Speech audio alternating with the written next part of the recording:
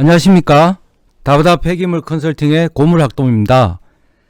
이번 시간에는 폐기물 관리법을 읽어주는 남자라고 하는 그 컨텐츠를 새로 만들었습니다. 폐기물 관리법은 책으로서 읽다 보면은 잘 이해가 안 가는 부분이 많죠. 그래서 제가 가능하면 쉽게 설명을 하면서 폐기물 관리법을 이해를 도와드리도록 하겠습니다. 저번 시간에는 이제 폐기물 관리법에 있어서의 폐기물의 정의하고요, 또 사업장 폐기물하고 생활 폐기물을 이제 분류하는 그 개념에 대해서 이제 말씀드렸는데요. 이제 이번 시간에는 폐기물의 세부 분류에 대해서 설명드리고, 그 다음에 이제 그 적용 범위에 대해서 설명드리도록 하겠습니다. 먼저 폐기물 관리법에는 폐기물의 그 세부 분류에서는 폐기물의 발생원, 구성 성분 및 유해성 등을 고려하여 환경부령으로 정한다, 이렇게 되어 있습니다. 자, 그러면 이제 환경부령으로 한번 들어가 보도록 하겠습니다. 자, 이제 환경부령이라는 것은 폐기물 관리법의 이제 시행 규칙을 말하죠. 뭐 잘 아시겠지만 법이 있고, 그 다음에 이제 대통령 영인, 시행령이 있고, 그 다음에 각 부처에 이제 부처에 관련되는 장관의 이제 령이 있는데요. 그것은 이제 시행규칙이라고 하죠. 그래서 이제 시행규칙 별표 4를 보도록 하겠습니다. 시행규칙 별표 4를 보면은 폐기물의 종류가 이제 나와 있는데요. 이제 오늘부터 이제 여러분들께서는 폐기물의 이 종류표에 준해서 폐기물 사업을 준비하시고, 또 기존에 하시는 분들 역시 내가 하고 있는 이 폐기물의 그 명칭이 정확하게 어떤 것이고, 거기에 따른 분류 번호는 뭔지, 어떤 법적 근거를 가지고서 사업을 해 나갈 수 있겠죠. 자, 그러면 이제 폐기물의 종류가 폐기물 관리법에서는 이제 지정 폐기물과 그리고 사업장 일반 폐기물, 그 다음에 생활계 폐기물, 이 세 가지로 이제 나누고 있는데요. 먼저 지정 폐기물을 같이 보도록 하겠습니다. 지정 폐기물은 이제 특정 시설에서 발생하는 폐기물, 뭐 이렇게 좀 돼 있고요. 그 다음에 여기는 이제 폐합성 고분자 화합물도 이제 포함이 되어 있습니다. 사업장 일반 폐기물의 폐합성 고분자 화합물과 이제 차별이 됩니다. 그리고 지정 폐기물은 01-01로 시작이 됩니다. 자, 그 다음에 이제 온이류가 있고요. 폐농약, 폐산, 폐알칼리, 폐주물사,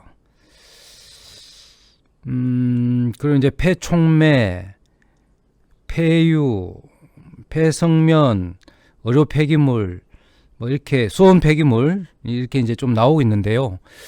지정 폐기물이라 하더라도 일반 폐기물의 그 명칭이 같을 수가 있고, 단지 이제 분류 코드가 다릅니다.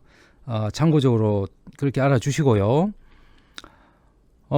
그리고 이제 두 번째는 사업장 일반 폐기물인데, 사업장 일반 폐기물의 종류를 보니까 이 유기성 온이류와 그 다음에 이제 이 무기성 온이류가 제일 먼저 나오네요.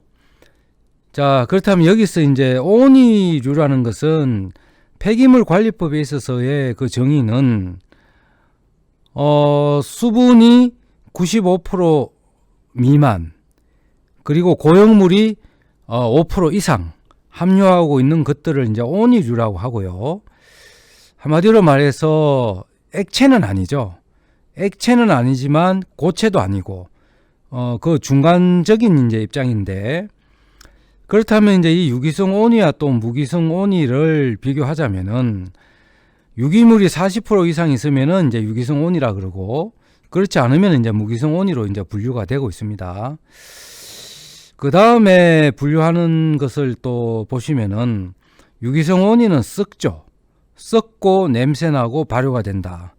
그래서 이제 이와 같은 유기성 온이류들은 이제 퇴비화가 될 수 있는 막 그런 것들이고, 또 이 유기성 오니를 건조해서 유기성 오니 건조탄도 만들죠.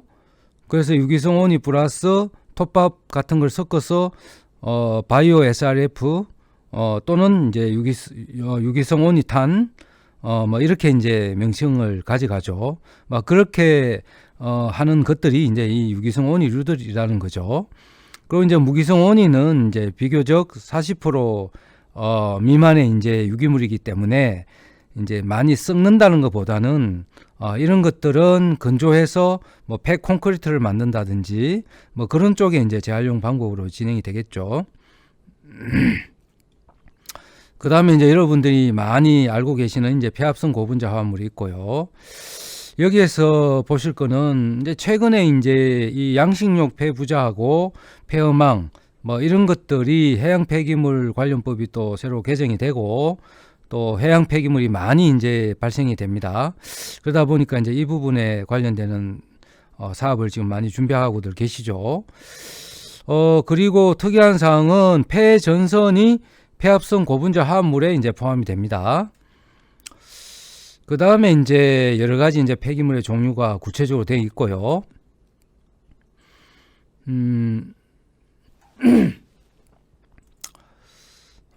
그리고 이제 이 동식물성 잔재물도 있네요. 여기는 이제 커피도 포함이 되어 있죠. 그리고 폐전기 전자 제품. 여러분들이 많이 하시려고 하는, 그리고 이제 폐목재류 종류가 상당히 많이 바뀌었습니다. 상당히 구체화됐습니다. 그리고 이제 폐지, 폐금속류. 이것도 이제 폐지하고 폐금속류를 보시면은 재활용 신고로 진행하는 아이템들이죠. 신고로도 할 수도 있지만 허가로도 가능합니다.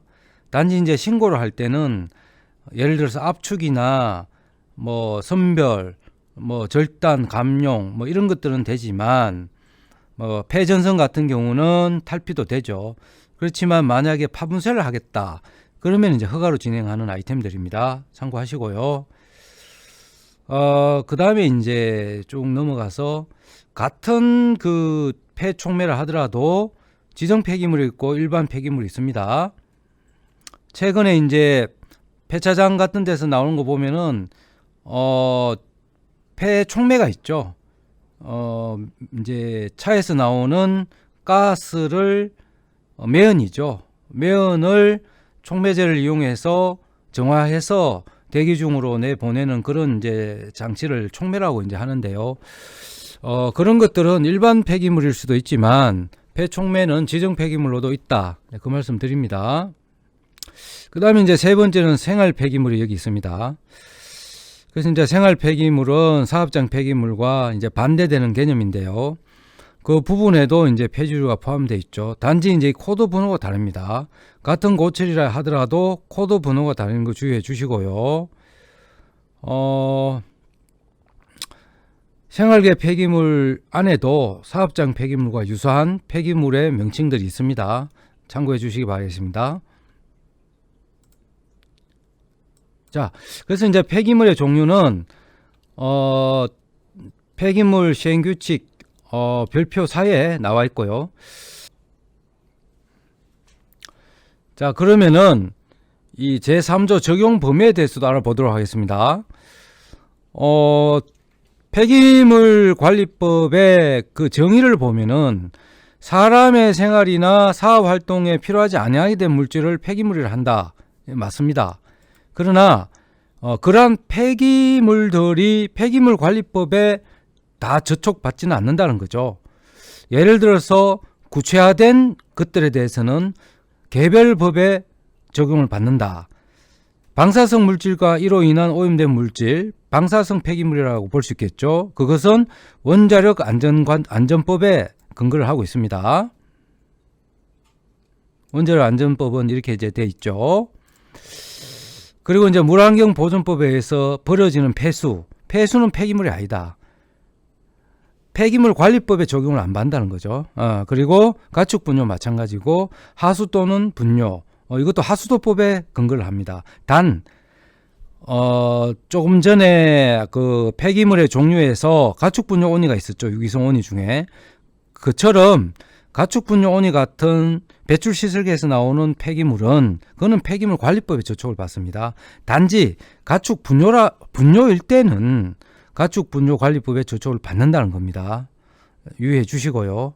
그리고 이제 하수도법에 의해서는 하수분뇨가 저촉을 받고요. 가축전염병 예방법에 의한 법에 의해서도 가축의 사체는 여기에 이제 근거를 둡니다.